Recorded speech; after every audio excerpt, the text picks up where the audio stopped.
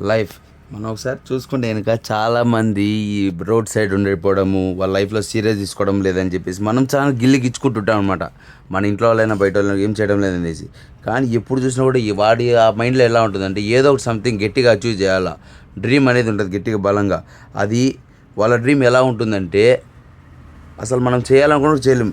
దేవుడు కూడా ఏం చేస్తుంటే వాళ్ళని పరీక్షిస్తుంటాడు అనమాట. వీళ్ళ డ్రీమ్ కోసం కష్టపడతాడా లేకుంటే మధ్యలో ఆగిపోతాడా అని చెప్పేసి.